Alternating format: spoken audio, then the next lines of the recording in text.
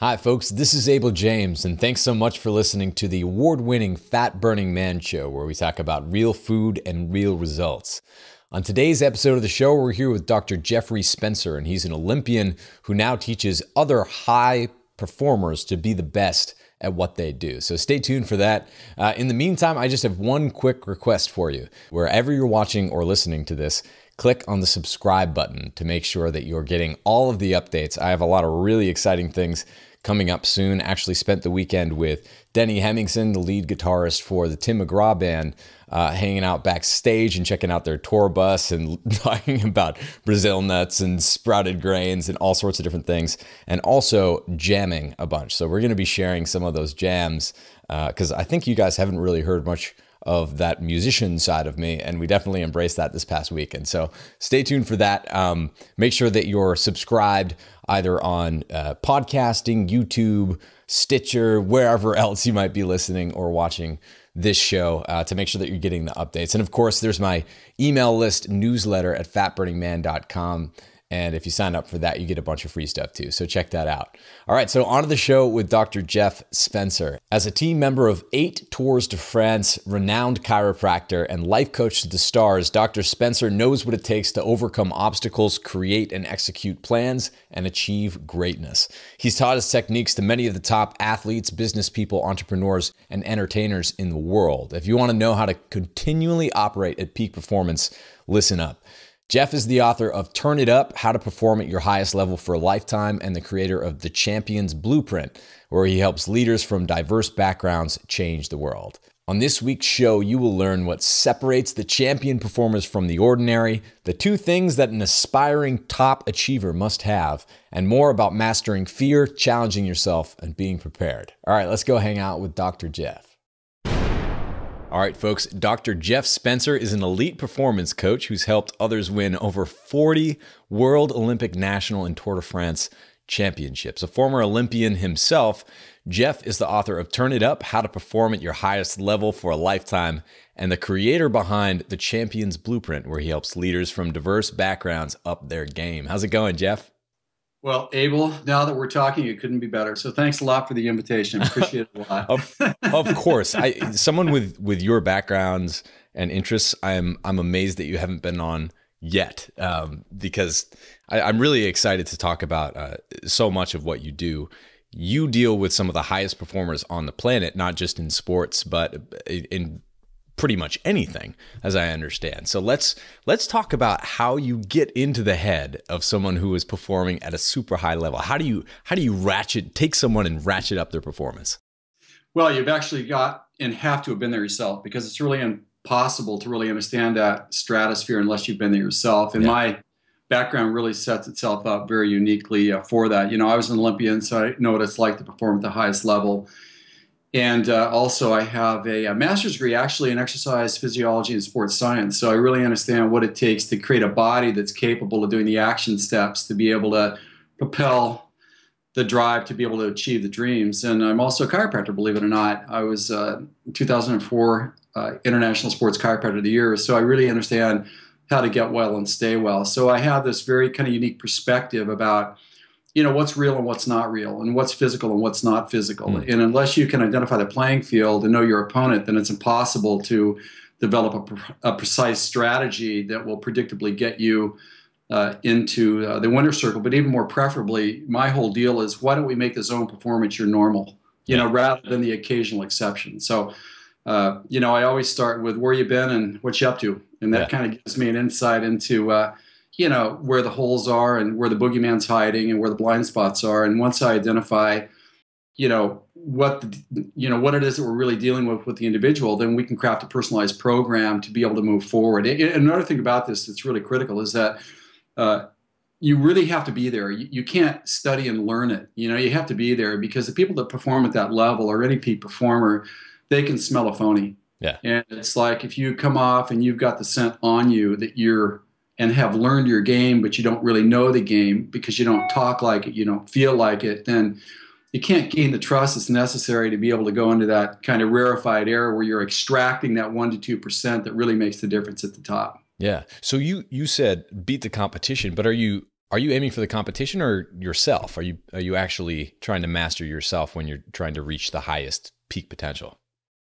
Well, it's really in a certain sense one and the same, because it's like when you know your opponent outside of yourself, the competition, whatever that is, then you can do an audit of yourself to figure out where your blind spots are and where your weaknesses and strengths are. And unless you can figure that out, then you're living in a fantasy world. Yeah. It's like, quite honestly, your mind and body don't care what you think about anything. It's whether you can step into the game and perform when it counts. So there's sort of a transcendent level that we've got to be responsible to here. And it really does begin with two things: knowing where we are and where we're headed, and do we have a strategy and a plan to be able to get there, and how qualified are we to execute that? Yeah, that's so cool. And I remember, so much of it is mental, and we're going to talk a lot about this, but I remember the first experience when I thought that I was trying as hard as I could. And I was in like 7th grade, and I was running, I think it was the mile.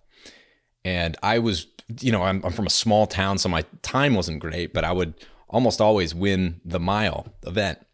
And then we went to, a bigger school and moved up, and I think it was the regionals or the states or something. And I was running, and this guy was in front of me. And I was totally gassed. And I was surprised because I didn't really know what to do, because that never happened. And then, so he's in front of me and I'm chasing him the whole time. And I almost, lost my lunch by the end, and I just collapsed, huffing and puffing, and I lost. I completely lost to this guy. But my time was about 20 seconds faster than I'd ever run before. And I think it's just like, that's a small example of something that happens all the time in all aspects of our life. How do you know when you're actually pushing as hard as you can? That's a really great question. And let's sort of preface this by saying that, by definition, to be able to even get into that space, you have to scare yourself on a regular basis, and you have to actually schedule that, where you put yourself in a situation that extends beyond your limit or just outside your hand's reach. Because if you don't do that, it's not like you've really conquered fear or conquered yourself. The reality of that is that you've never put yourself in a situation where you even know what you're capable of doing. So again, let's sort of just briefly talk about fear here for a second, because we have this sort of fear avoidance behavior, or this idea that unless we conquered fear, then we're not capable of performing at the highest level. And it's like an amazing thing happened a couple of weeks ago. A gal from Canada called Heather Moyse just won her 2nd consecutive gold medal pushing the 2-woman bobsled. And, Heather is a dear friend and client of mine. And one of the things that Heather said to me once, she said, Jeff, if I don't feel fear, I feel like something's missing. This is a person that truly gets it, because the state of fear is a level of heightened awareness where your pupils dilate, your respiration increases, your blood pressure goes up, your sense of smell and your classic senses are just off the charts. And that's really got to be there to be able to perform at that transcendent level. And we just have something inside of us. Our human nature believes that unless we conquer that, or that we're calm and have mastered the art of showing up without being influenced by fear, then we're not capable. And nothing could be farther from the truth. Yeah. So really it begins by putting ourselves in harm's way, just outside our reach, to really see what we're really capable of, and to realize that people that don't go there, that appear to have mastered fear, they haven't mastered it. The reality of it is that they're living way too much in the safe zone. That's the reality behind it. So that being said, the fear factor has got to be there. It's got to be your friend. You can't live there all the time, of course, but you have to strategically plan when it is that you're going to put yourself out there. For example, you found yourself performing at a higher level, and that's what exposed you to who you really were. And, the anxiety that everybody feels about the performance, and the insecurity and the lack of, actually, we have greater confidence in our ability to lose than we do in our ability to win. That's just kind of how we're programmed as people. Again, that's a fallacy that has no basis in reality, but that's the way that we're kind of built to think about ourselves. So again, we have to expose ourselves to risk responsibly, not recklessly, to be able to figure out what our baseline is first. And once we find our baseline, then our anxiety drops, and then we can figure out what we need to do to raise the bar. And we kind of repeat that process over and over and over again until we hit that kind of rarefied performance zone where we've actually mastered time and space, and we can actually call it up on command. Yeah. And that's kind of my whole objective really is to be able to call that up when you need it. Yeah. That reminds me of Bill Russell. before basketball games who literally did lose his lunch, and on the times that he didn't, those are the games that he lost, and just was played a turd of a game or whatever. It's really interesting though when you talk about. I think a lot of people have a perception of champions who are just always in the safe zone because they're the best. What is it actually like? No, it's not like that. It's like, seriously, I've never been with somebody that performs at the highest level that isn't just anxiety ridden before they perform. It's like when I was behind stage working with you too. I mean, those guys were like lunatics before they had to go out on stage before a kickoff concert for a world tour. And, you know, it's the same thing with some of the other performers. I mean, you should see the sweaty brows. I mean, the grouch factor is off the chart. And it's just amazing, but they have the ability to know what has to happen and what needs to go right to be able to perform at that level. So the champion's golden rule is you do the homework and the test is easy, meaning that when you show up, you can't think your way somewhere that you're not prepared to go. You really have to kind of get yourself out of the way so that your preparation and training actually controls the performance, because you cannot think yourself fast enough to organize and correlate and coordinate all the things that have to happen, because your neurology isn't fast enough to do that. Yeah. So there's a certain amount of trust that has to be there. You have to have a good workout. You have to have a good warm up to perform well. And then when it comes time to perform, you have to do it without holding anything back and trying to control the performance. You know, that's completely dictated by your preparation. So are you born that way? Or if you're not naturally that way, do you pull yourself into it? Like what does it look like over the course of a lifetime or over the course of a career to bring someone to that highest potential? If we look at how we're born, our most primal response is the fear-based survival response. And that gets first dibs at every bit of information every second of our lives. And it's fear-based, and it's all about protecting what we've got. It's not about determining what it is that we stand to gain. It's purely a defensive position. And that's the way that we're born, because survival trumps everything else. Except if you want to be a peak performer and create excellence in your life, then it's not your friend. So it's really a learned skill that is learned step by step, and it has to be maintained by its regular application. Otherwise, it atrophies just like any muscle does. And it's not a matter of will. It's not a matter of talent. It's a matter of knowing what to do and applying what has to happen and what needs to go right when it has to go right. That's the secret. So it kind of sounds like if you're a high performer, you have to be freaking out all the time. No, not really. It's like, you know how to control what, when. Yeah. That's the name of the game. And it's like, you don't try to fight all the battles. I mean, a lot of people do, because people think, well, you know, unless I go after everything, then somebody's going to get something that I could have for me, and I don't want to get left behind, so I'm not going to give anything up, so I'm going to go after everything. And the peak performers are very clear about what they're good at, and that's the playing field that they play on. And they go after only high percentage items that create immense value in their lives. Yeah. And they have the restraint not to be tempted to go after everything. And most people don't have that because, again, they're driven by fear-based instincts. So do you have to have one singular focus? And if so, how do you block everything else out? Well, you need to have not exactly focus. You need to have what I call gocus. Because if you, seriously, it's like if you hyper-focus at anything, does your performance get better or worse? Yeah. It gets worse. Yeah. Yeah, of course it does. I mean, you know, try to play the violin or the guitar and try to think your way through it, to try to control it and be too perfect and super focus on it. Your timing's always off because, again, your neurology isn't good or fast enough to be able to handle the speed that's required to peak perform. So really, when we're talking about that, we're talking about making your hards hard and making your easies easy. Yeah. And most people don't do that. Most people kind of say, well, okay, well, if I make my hards a little bit easier and I make my easiers a little bit hard, then it's kind of a trade-off that prepares me. And it really doesn't. Yeah. You're kidding yourself. So really what the champions do, and we're not talking about sport, we're talking about life, business, on stage, etc. We're really talking about choosing your battles carefully so that you prepare for those battles and you pause in between to make sure that your mind and your body and your soul and your spirit are adequately rested to be able to be capable of a transcendent performance. And quite honestly, most people are fatigued or they're overtrained. And if that's the case, then the 1% to 2% that you need that creates the distinction isn't going to be there when you need it. Yeah. So for Let's take something actionable for someone who's listening. Say they're, running a triathlon or something like that. What can they do to up their performance that they might not have heard before from someone who actually knows what they're talking about? Okay.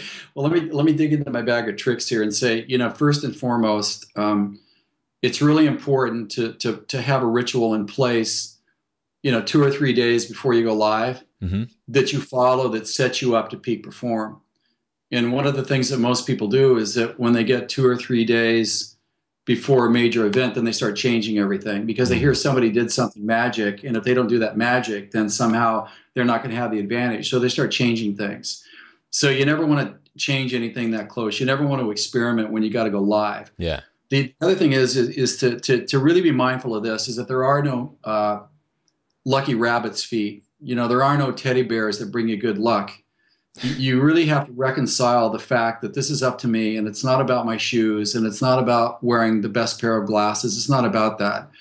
It's really about you showing up and you getting the job done without holding anything back and remaining true to your preparation and going through your countdown checklist. And that's where most people completely blow it. Yeah. They completely blow it because they start changing things. So again, you don't need too much. This is a real example. Seriously, this is absolutely for real.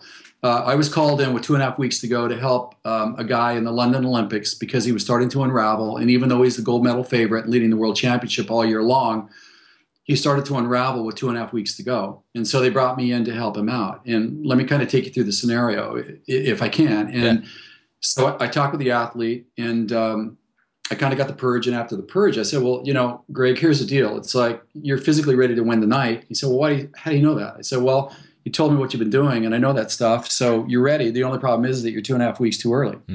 So you've got to kind of pull back and detune a little bit and then kind of ramp up with 3 or 4 days to go. And here's the problem, is that tonight you're probably going to break the world record in practice because of your level of fitness right now. And everybody's going to talk you into staying out there longer to do more because they're going to say, well, you're so good now. Imagine how good you're going to be 2.5 weeks from now. And of course, they read the tea leaves wrong. Yeah. That was the fastest way to ruin him.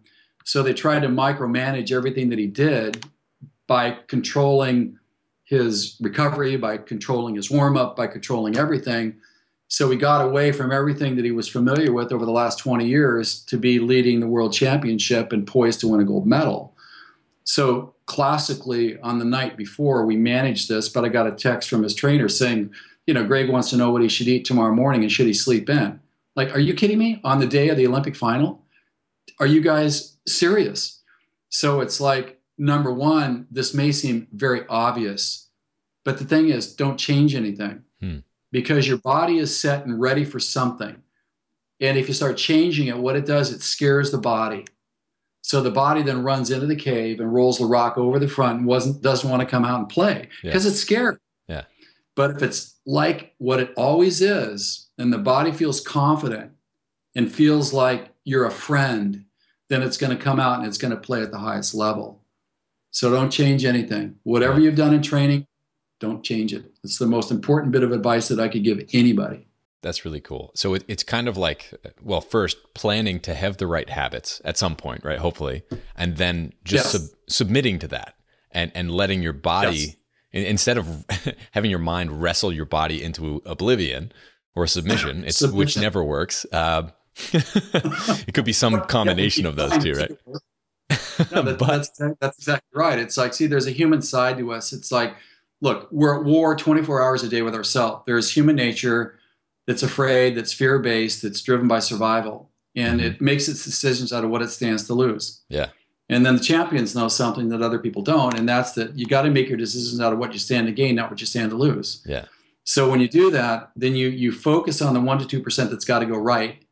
You don't focus on all the things that could go wrong. See how the brain works? The brain's not our friend. The brain really wants to make us think that it's the details that we don't see that are going to make the difference. It's not. What's going to make the difference is the 1% to 2% that's got to go right. So I told the long jumper, Greg, this is really simple. You don't change your warm-up because it's your body's signal to come out and play. And the first 4 steps of your run-up determine where your foot hits the board. Those 2 things and you win. But most people don't do that. As it gets closer, they start micromanaging the details that don't matter and making contingencies for everything that could go wrong. So then they're so mentally fatigued, they can't even step into performing at their lowest level because of that. Yeah. So human nature wins every time unless you've got a champion blueprint and a structure behind you that keeps you in check from making your decisions out of human nature. Because look, here's the deal, Abel. It's like will and talent aren't enough, and you can't have and get something that you want bad enough if you don't have the skills to get there. Mm-hmm.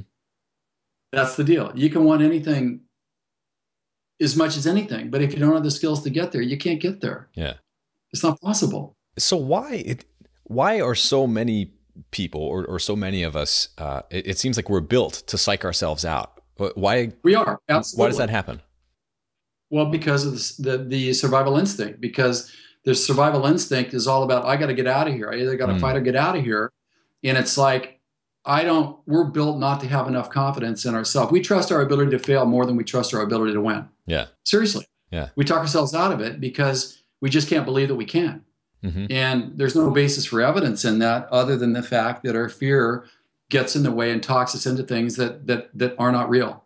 Yeah. And we have to train ourselves beyond that. And we have to look at the facts for what they are. And then we have to stick with the facts when it comes time to perform. And that's hard to do because most people revert back to a fear-based decision-making process. Right. Now, if you're at a certain level of fitness, take that example that I used before where I was leading the pack in those races, and I thought that I was pushing it as much as I could, but clearly I wasn't.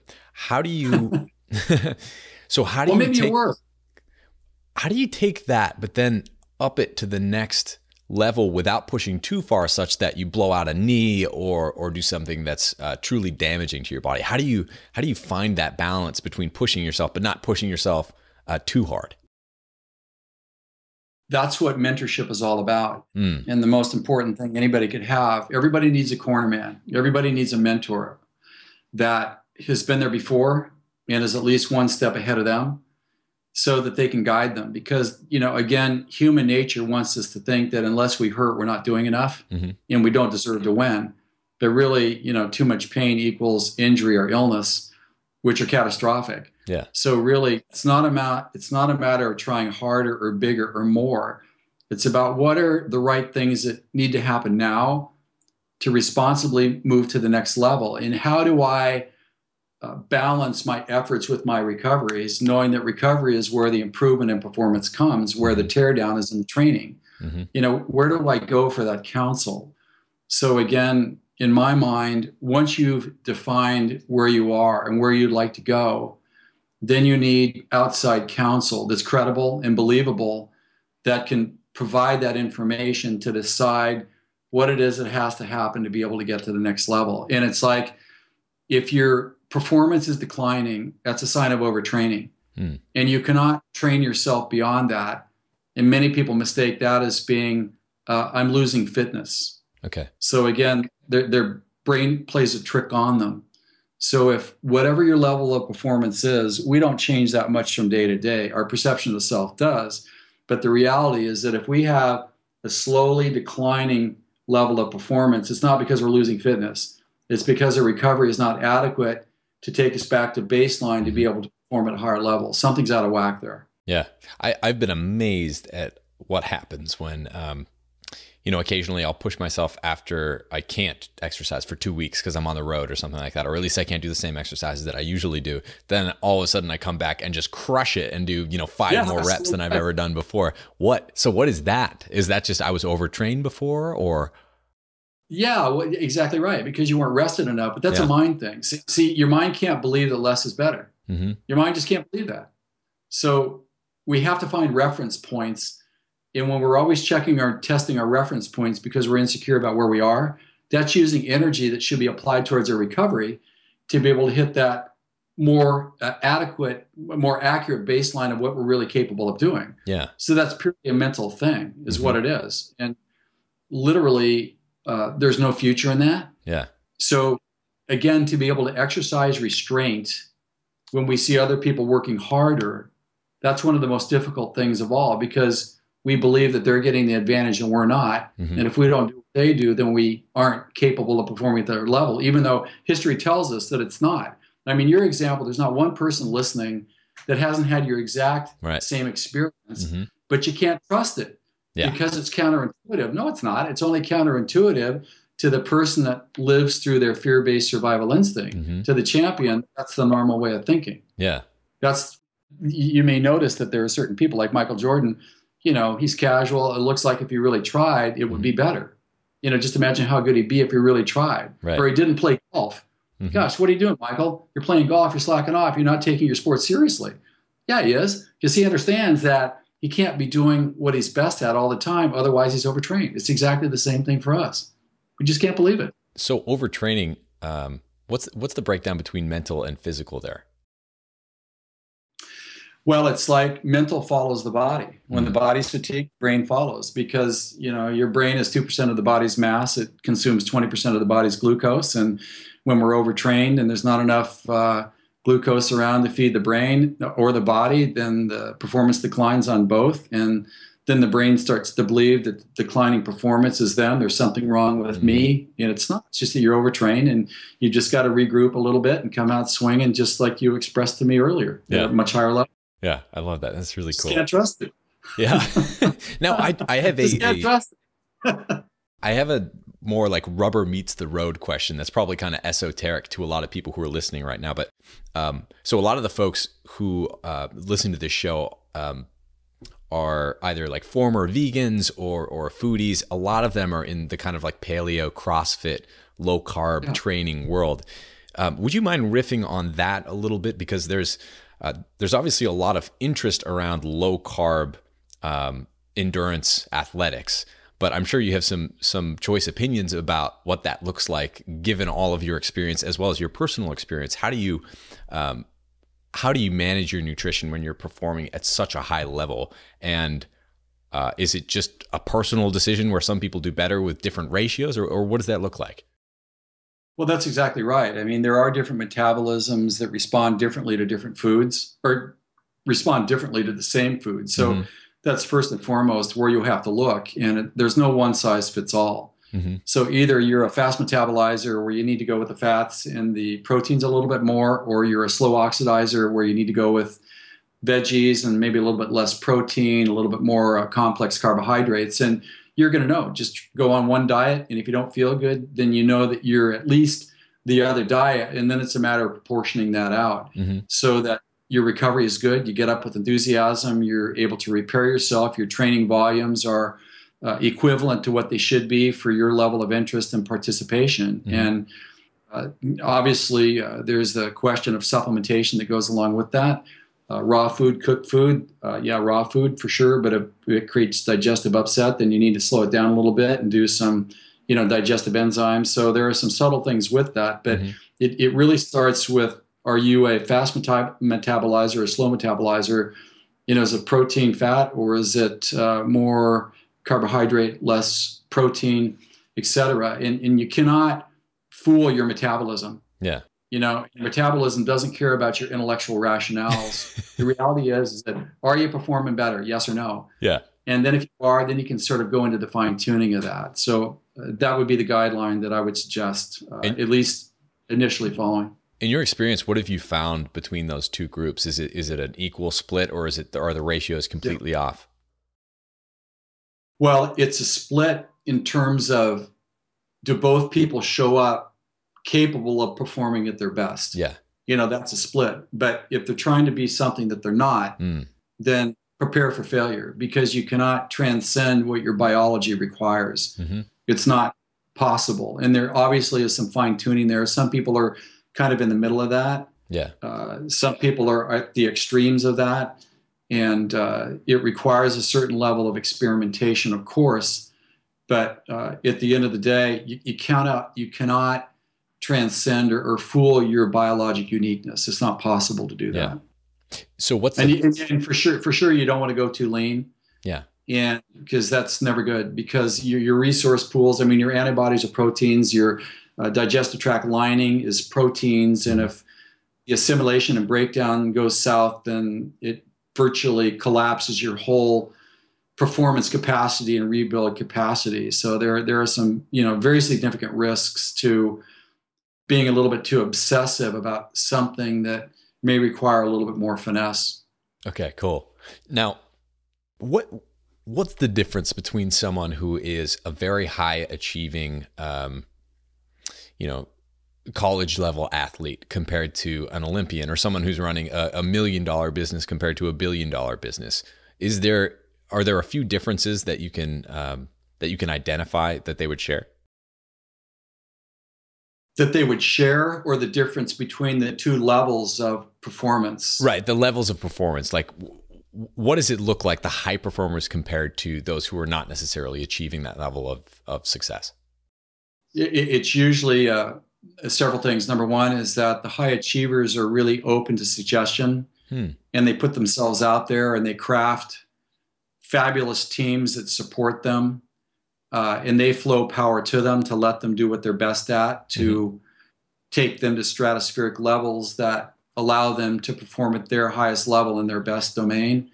With that, they're very gracious and they respect the privilege of performing at the highest level. They look at details is significant. They are proactive and identifying things that are starting to go south before they manifest as being symptomatic.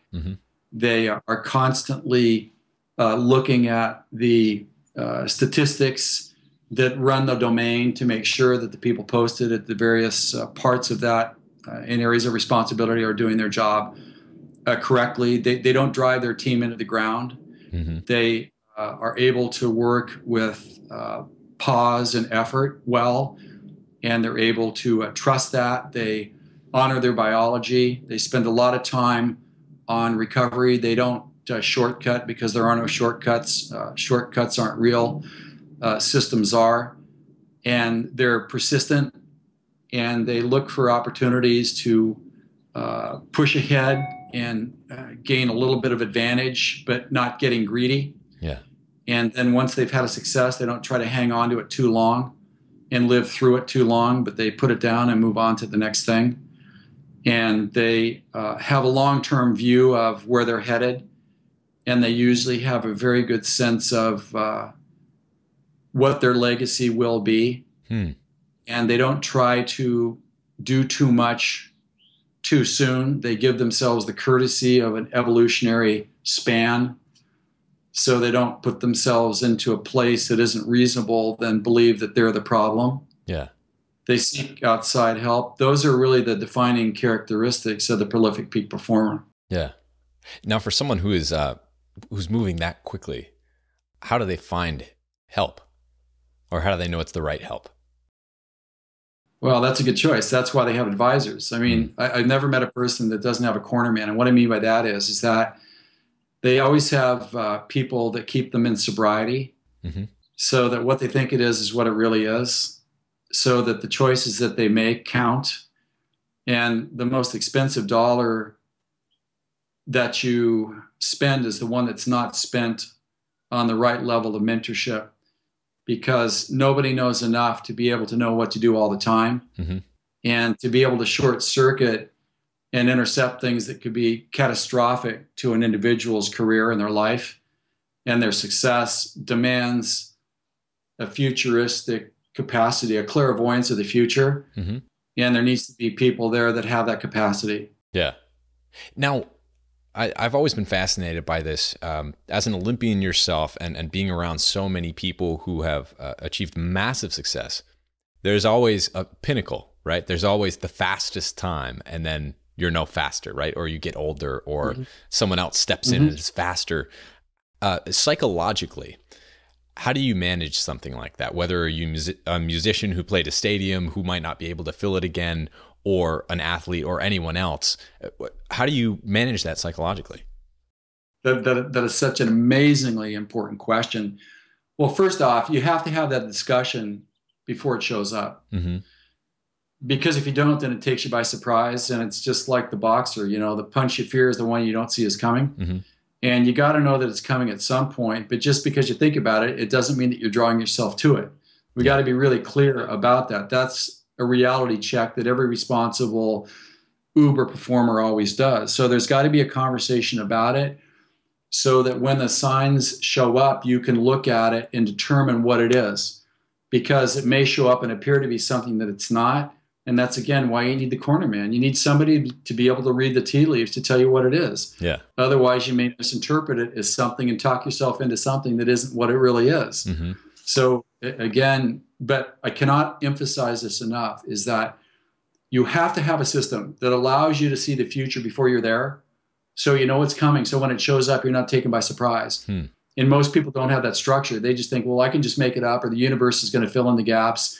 And if I don't take action now, the universe is going to take it away from me, which is a bunch of baloney. There's no evidence for that. Right. All that does is sort of set us up for unnecessary failure and heartache. Mm-hmm.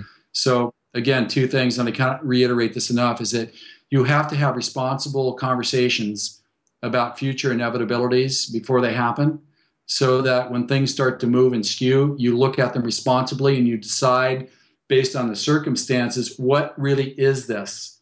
Is this the beginning of the end? Or is this just a perturbation that we can resolve because the evidence is there that tells us that it's not the end? Yeah. And you got to have somebody there that can tell you what that is. Otherwise, again, you're at peril. You're playing roulette with your life and your career. Yeah. This is just pure gold, Jeff. Thank you so much. I can't believe it, but we just blew through all of the time.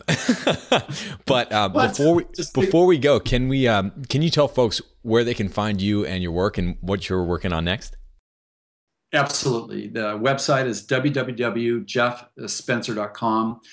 And what I'm working on right now that I'm very excited about is the Champions Blueprint, which is actually the roadmap that I've created that I take all my high performers through so that they can get to the top and they can stay there. And the thing that I can tell you is that the Champion Blueprint model that I'm creating, it's a crystal ball, and it's a roadmap to your bigger future.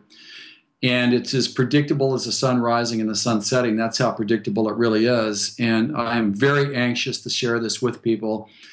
I've never shared this before with anybody, but now it's going to be coming. It's going to be out at some point in the not too distant future.